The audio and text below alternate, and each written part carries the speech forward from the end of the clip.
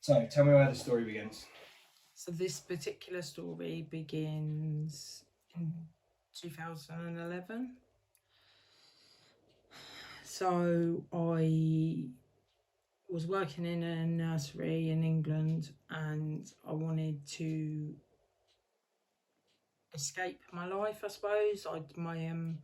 My brother-in-law had just passed away, and a few months before that my dad had passed away. So my manager saw an article in Nursery World that she was showing to the deputy about volunteers are wanted in Malawi to work in a children's centre, a new built children's centre to help people train. And I was like, I can do that. I didn't even know where Malawi was, but that's the kind of life I live.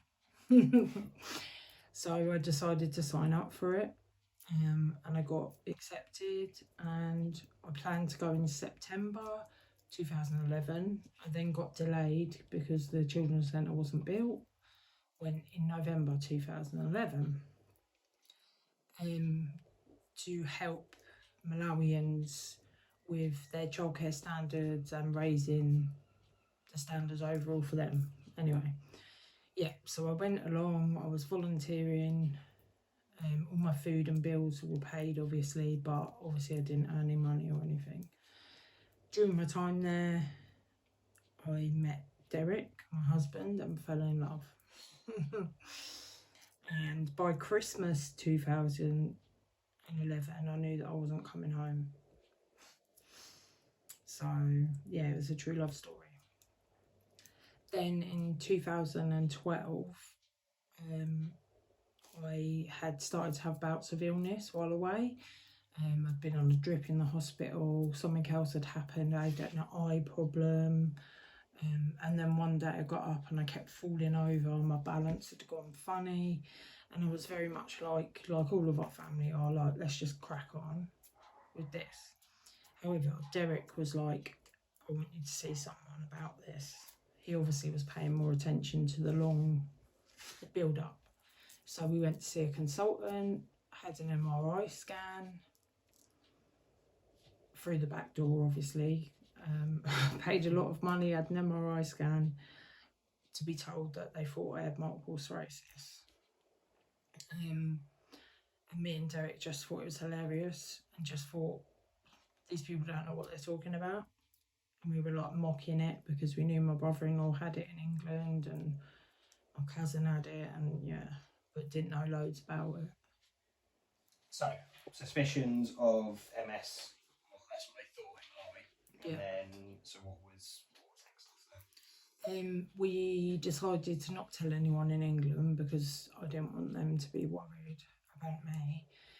That we would try and get a visitor's visa for Derek, because even though we were married in July 2012, previously, before we were married, we tried to get a visitor's visa so we could meet everyone before we got married, but they turned us down.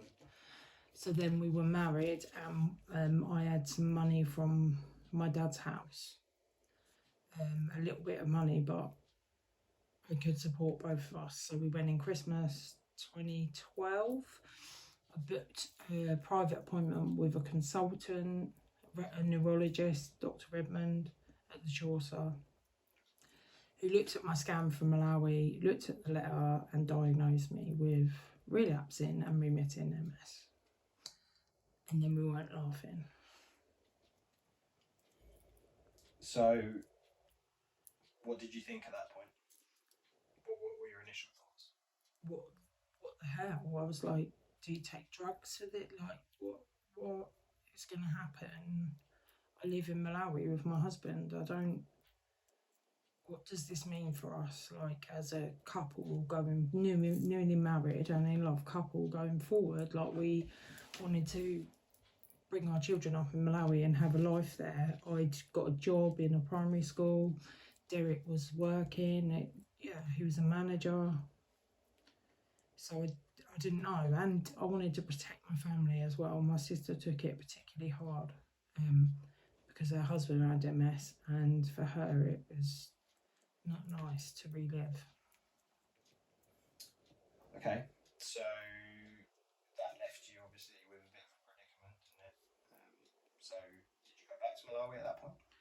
Yes, after Christmas, so January 2013, we went back to Christmas, after Christmas, because I didn't want to leave Derek, he didn't want to leave me, and because of the restrictions and visas, it's a joke, we couldn't just come to England even though we were married. So we had to look for other ways to come to England, which we got a fantastic immigration advisor when I came back at Easter, and then it took like another year to get here, to get back, because we were told by the consultant in Malawi and in England there's nothing in Malawi, it doesn't exist on the equator. I returned to England in January 2014, and then Derek came in February 2014, and we had to look for treatment plan for me and things, and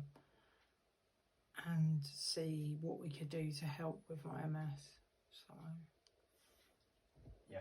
So you were advised about kind of disease modifying stuff? Yeah, we were told about disease modifiers, and I, from personal experience, had known somebody who had wanted to have a family. So they'd been on disease modifiers. They then stopped because you have to be clear for like 3 months out of your system before you're pregnant.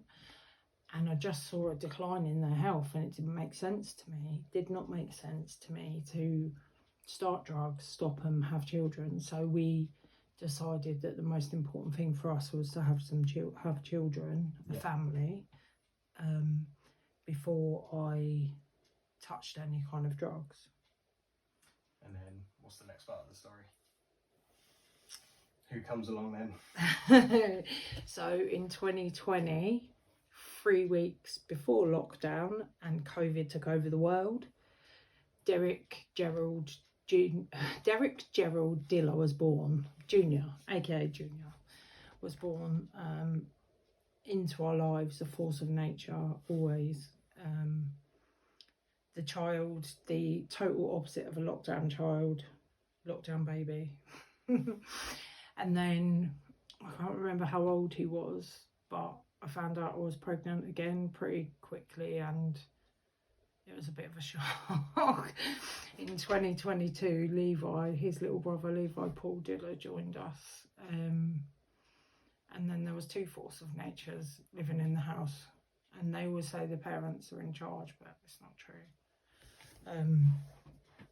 Bless Levi, when he was nearly 15 months old, we finally got the news that he has trisomy 21, which is Down syndrome.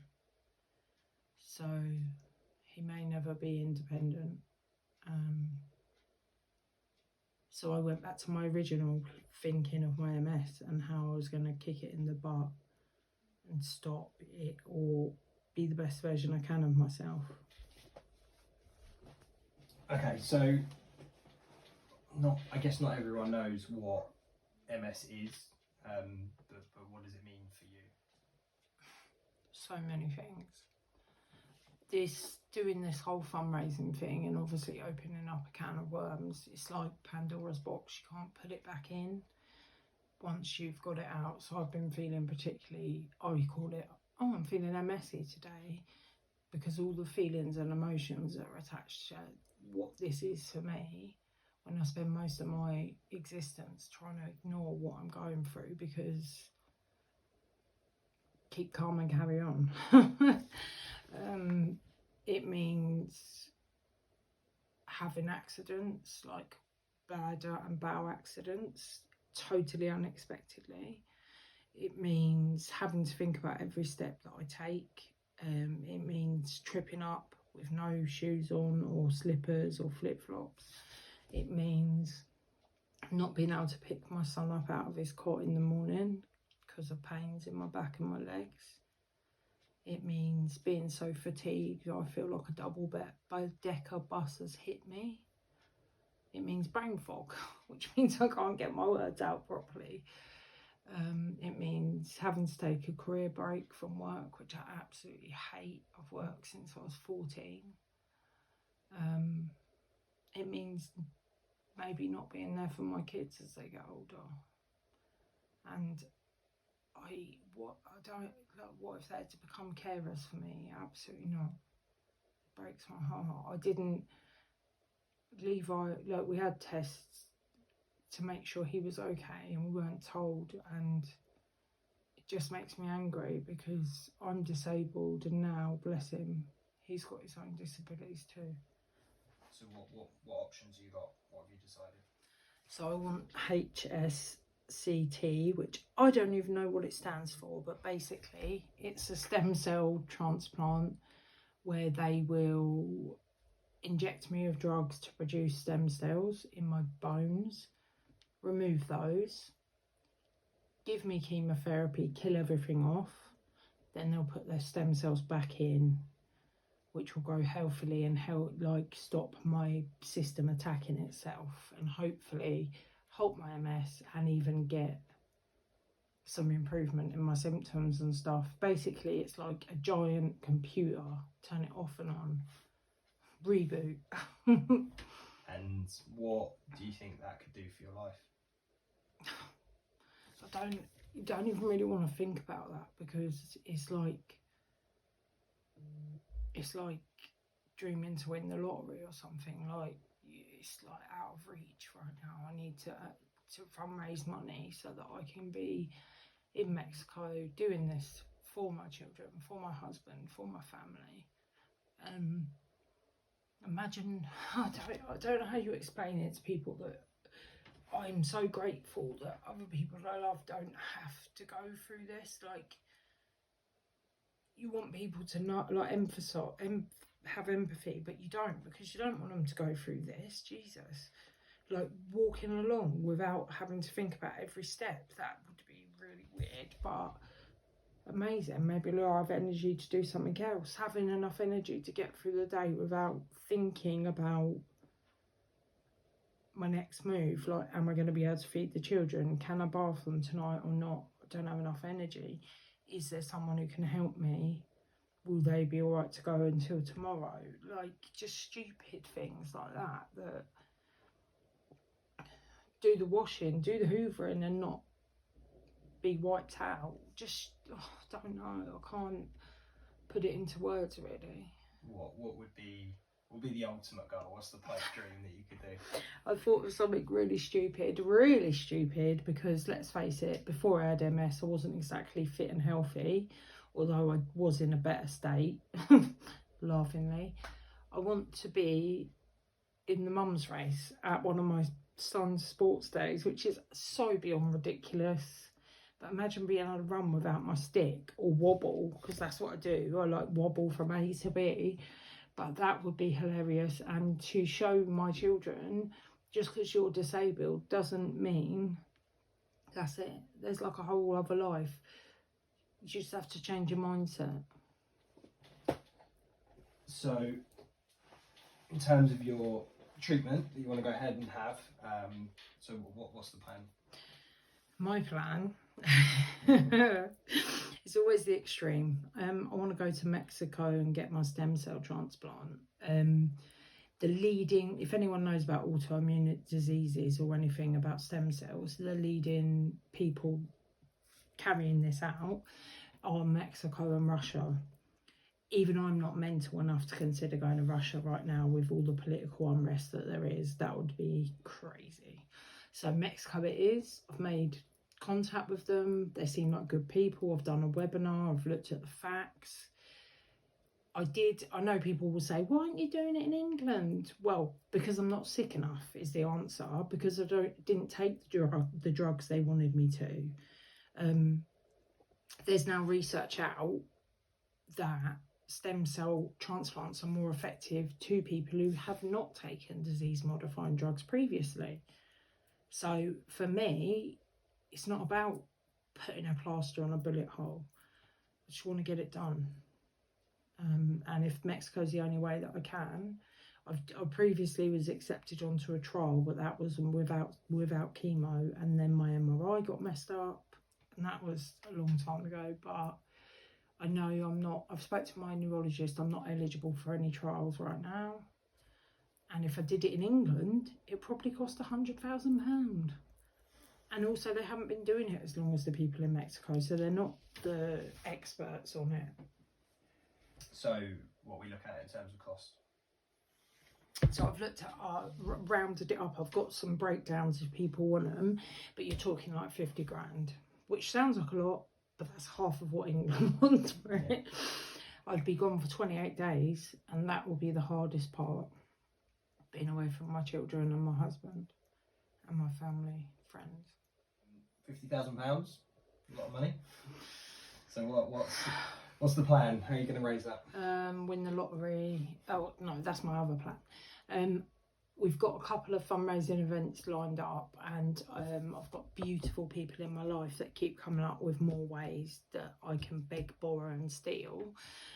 So I'm hoping that the first event will be like an auction of promises, where people will buy one of the promises that someone is going to gift. So like, for example, my sister had her own hairdressing business for like 23 years. So she said she'll do a cut and blow dry for someone.